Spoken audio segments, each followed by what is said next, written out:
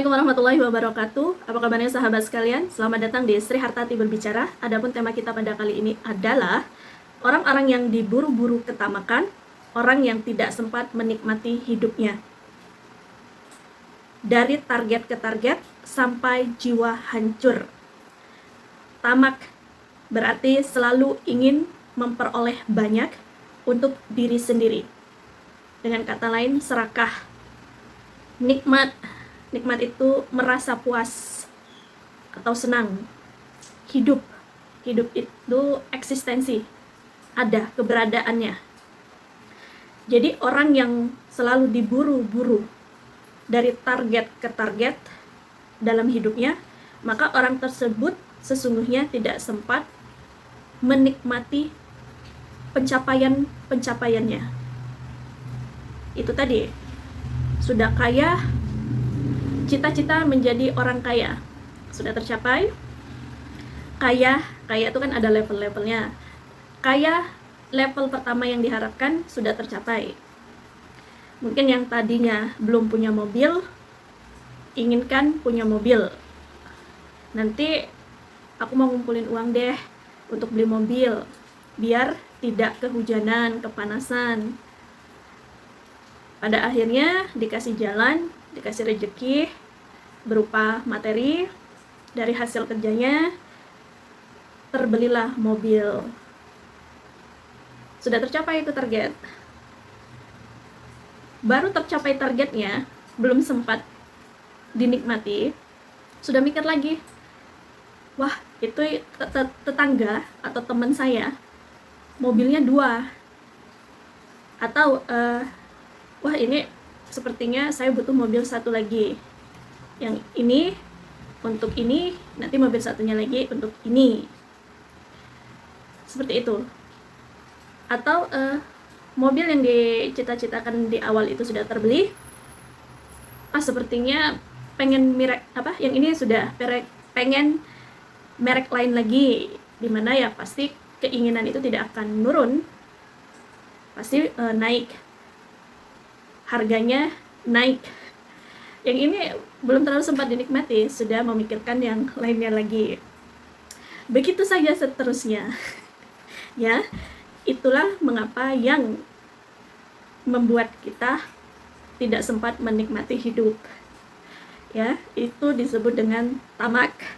Ya, selalu ingin memperoleh banyak untuk diri sendiri. Tidak apa-apa selalu ingin memperoleh banyak, namun untuk disedekahkan, untuk dibagi-bagikan, itu pun ada batasannya, jangan berlebihan. Kalau dipilih Tuhan sebagai perantara untuk menyampaikan rezeki kepada orang lain, pun jangan tamak. Akhirnya karena kita kaya, akhirnya banyak orang yang kita santuni, atau banyak orang yang minta tolong sama kita tolong. Nah, mentang-mentang kita tolong, kita akhirnya jadi merasa seperti Tuhan. Kita mengambil jiwa orang tersebut untuk kita. Lebih tepatnya bukan Tuhan ya, Tuhan itu maha baik, semuanya diberikan, namun tidak menuntut yang berlebihan. Kendati pun terkadang kita yang diciptakan dengan seperangkat lengkapnya, terkadang tidak ada terima kasihnya ya, tidak tahu diri lah gitu. Nah, tepatnya kalau kita nolong orang, kemudian kita menjadikan orang itu budak kita, tepatnya itu kita jadi seperti iblis. Iblis itu kan gitu, nggak ada nolong cuma-cuma, kamu saya tolong, semakin besar pertolongan saya terhadap kamu, maka semakin besar kamu harus mengabdi kepada saya. No ya. Akhirnya kita itu tadi, keserakahan itu akan ketamakan itu akan menghancurkan hidup kita. Kan banyak tuh orang, oke, kamu sekarang saya tolong, tapi nanti kamu harus tolong saya balik. Atau oke, sekarang saya tolong kamu, tapi nanti kalau saya meninggal, kamu tolong keluarga saya, anak-anak saya, seperti itu. Ya, kalau mau nolong ya nolong aja, Itu sifat-sifat Tuhan kan seperti itu, nolong ya udah nolong aja. Kalau sifat iblis kan semakin besar yang ditolongnya, semakin besar tumbalnya gitu. Tumbal terakhir adalah jiwa kita. Kita harus menyerahkan jiwa kita. Ya, jadi orang tamak itu, orang serakah itu tercapai satu target, maka belum sempat nikmati target itu, sudah mikirin target berikutnya. Belum sempat nikmati target itu, target berikutnya. Tahu-tahu tumbang. Ya, seringkali keserakahan itu membawa pada kehancuran. Jadi dia tidak sempat senang, tidak sempat menikmati itu senang, tidak sempat merasakan hasil pencapaiannya, tidak sempat merasakan keberadaannya gitu. Apakah banyak orang yang seperti ini? Sangat banyak sekali ya. Kalau misalnya ketamakan ini setiap orang pasti, saya tidak bisa menyatakan pasti juga ya, hampir bisa dipastikan setiap orang pernah mengalami fase ini ya. Saya juga pernah mengalami fase ini. Seperti saya melewati fase pernikahan. Jadi pada saat saya menikah itu saya sibuk memikirkan ABCD. Sampai selesai menikah pun langsung memikirkan ABCD. Jadi di atas ikrar suci itu saya merasa tidak berada di situ. Pikiran saya kemana-mana. Jadi saya bisa dikatakan saya tamak pada saat itu. Saya tidak merasa senang dulu, saya sudah pada pencapaian bahwa saya akan melepas masa lajang. Enggak, saya di situ pikiran saya kemana-mana. Yang itu pada akhirnya sebelum saya menikah itu kan, karena pikiran saya kemana-mana, itu saya kena hipnotis di salah satu mall besar di kota saya. Jadi yang tukang hipnotis itu tahu banget pikiran saya kemana-mana. Ini dia mangsa, padahal di mall yang besar ya. Kenalah saya. Ya, satu pengalaman berharga. Iya, kemudian saya nanti ada di pencapaian apa gitu. Saya sampai di mimpi harapan saya itu, tapi saya tidak sempat menikmatinya. Saya udah masang target lagi. Jadi saya ini tidak membicarakan orang lain. Saya pernah dan mungkin sedang berproses untuk lepas dari yang namanya tamak ini, yang pada akhirnya membuat saya tidak sempat menikmati hidup karena saya hidup dari target ke target. Namun begitu, saya tetap memaafkan diri saya, memaklumi diri saya, karena saya pada saat itu masih muda, masih sangat muda. Misalnya dulu kan, saya masih SMA, tapi saya udah mikirnya saya kuliah. Bagaimana saya melanjutkan kuliah S1. Di kuliah S1, semester tengah atau awal, saya udah mikir bagaimana nanti saya harus S2. Di pertengahan S2, saya udah mulai mikir bagaimana nanti saya S3. Di awal S3, saya sudah mikir bagaimana berbisnis. Di perjalanan bisnis, saya udah mikirin yang target yang lain lagi. Sampai teman saya itu menegur saya.